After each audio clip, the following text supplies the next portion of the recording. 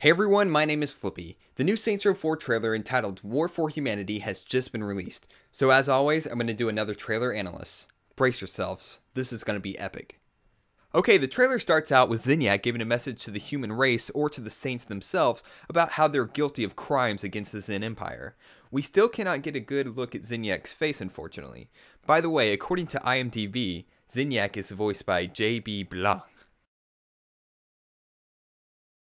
In the next scene, we see an army of the Zen Empire walking towards Kinsey's warehouse. We also saw the Zen in Kinsey's warehouse in the first trailer while they were in the middle of combat, so this might be the scene right before that event.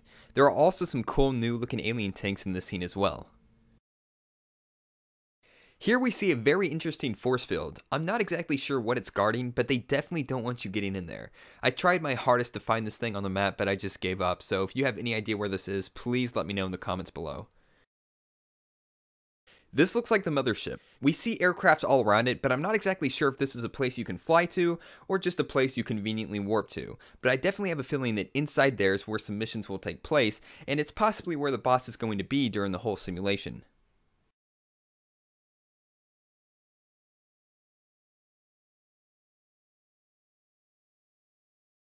Okay, this is the diner that we all know from Saints Row the Third, except here all the pedestrians look and act like they're from the 1950s.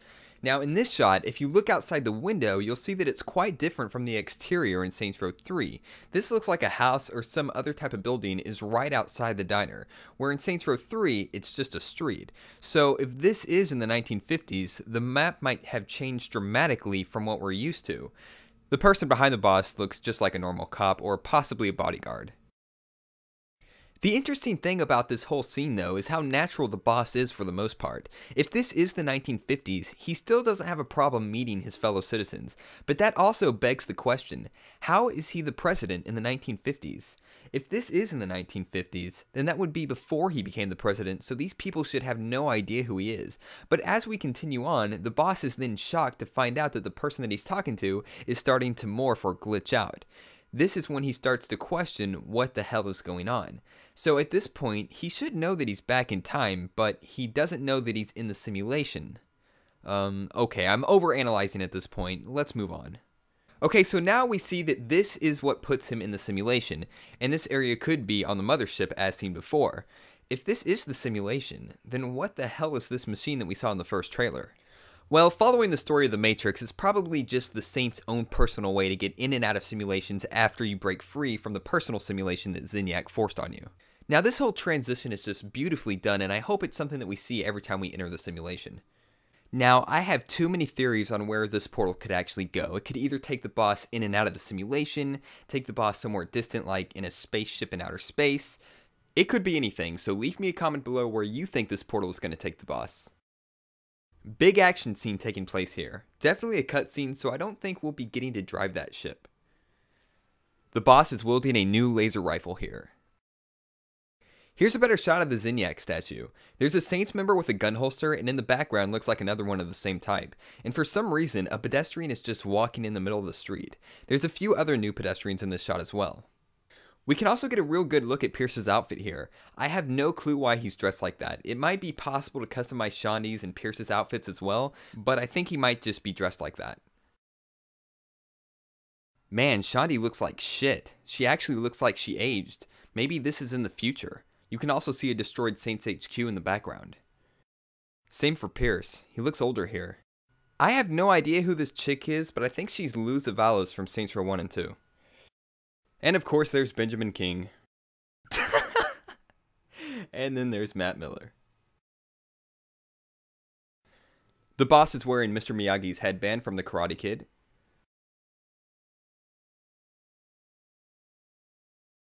I'm going to talk about this scene later, but keep this in mind right here.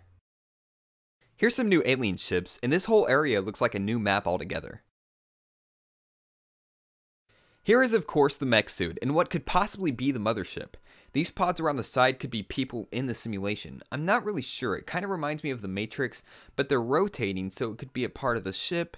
Okay, yeah, once again I'm overanalyzing, let's move on. Yellow cars in the background, possibly Vice King gang cars. We finally see a non-alien weapon for once as well. Who the fuck is this girl? Anyways, some techie looking shit's going on here.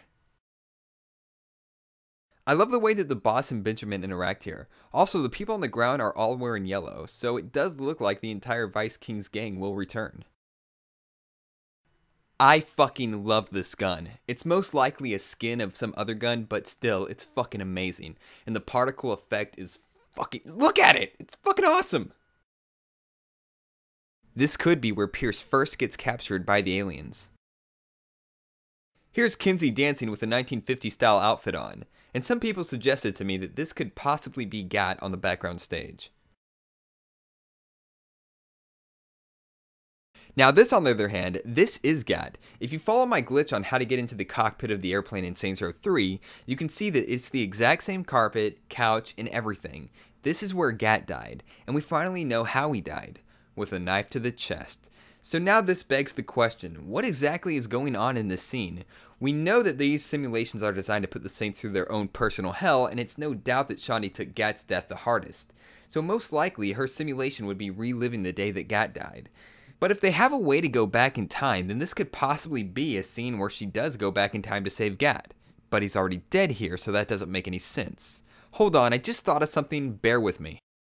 Pierce's fear is being killed by a celebrity, so his simulation is being attacked by those soda cans. Shaundi's fear is Gat dying, so her simulation is to force her to relive his death. Kinsey is a tech freak, so maybe her greatest fear is a world without Wi-Fi, laptops, and cell phones, aka the 1950s. So maybe there is no time travel element in Saints Row 4, but what we're seeing is just the various simulations. So back to this previous scene, this could just be the boss saving Shaundi from her simulation. Oh my fucking god, Shaundi's back! I mean the real Shaundi! But how the fuck did that just happen? Maybe I spoke too soon, maybe there are time travel elements. Let's look at this frame by frame. It starts out with new Shaundi reaching her hand out of old Shaundi with this glowing blue ray of light, which reminds me of the portals that we saw earlier. New Shaundi stands up with that usual bitchy look on her face and glares at old Shaundi. This whole area back here looks like it could be from Saints Row 2, but I have no memory of where it could be. Now, if new Shaundi is the one that's coming out of old Shaundi, then that means they're in Stillwater. This whole scene is really confusing, so if you have any theories, leave them in the comments below. Now this whole area looks like it's from the strip club in Saints Row 3, but it's actually quite different. So this could be an entirely new area. As we continue, we see that this new character is attacking Ultor security. Once again, I'm going to leave it up to you guys to tell me your theories.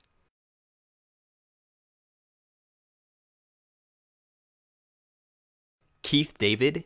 As in the voice actor for Julius, Keith David? Just when I thought it couldn't get any more confusing, Keith David. By the way, the gun he's holding is the same one that the boss had earlier.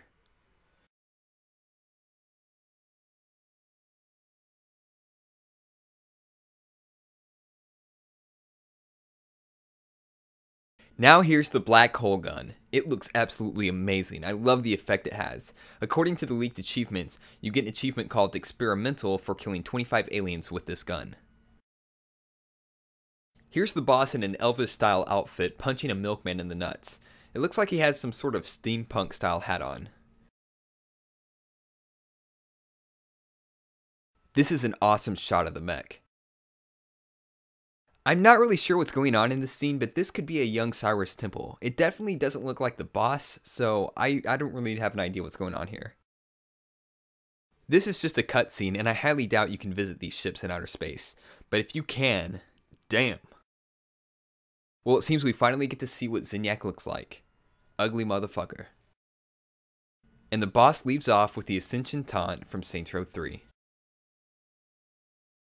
That was amazing. That was fucking awesome. That is how you do it, Volition. Oh my god. This was the only trailer worth a damn. All those fucking stupid downloadable content style trailers were fucking garbage. But this is a fucking fantastic trailer. It gave us some really good information to digest and theorize on. I'm fucking so hyped about Saints Row 4 now. I almost want to take back everything I said about Saints Row 4. Almost. But yeah, bottom line, this is a quality trailer. I think they're listening to the fans too. Everyone missed old Shaundi, so they fucking brought back old Shaundi. Everyone missed the real story-driven and dramatic elements from Saints Row 1 and 2, and they say it's the most dramatic Saints Row game ever. In fact, the overall theme of this trailer was dramatic. And that's the right formula from Saints Row 2 that I was talking about in my wishlist video. Have a sincere storyline, but give the player the option to go fucking crazy if they want to instead of shoving it in their faces. That makes everyone happy. Don't get me wrong, we're still getting a game about aliens here, but I feel that they have listened to their fans' desires for the most part. Alright everyone, thank you so much for watching this video. I hope you enjoyed it. If you did, please support it by commenting, rating, and subscribing. Thank you.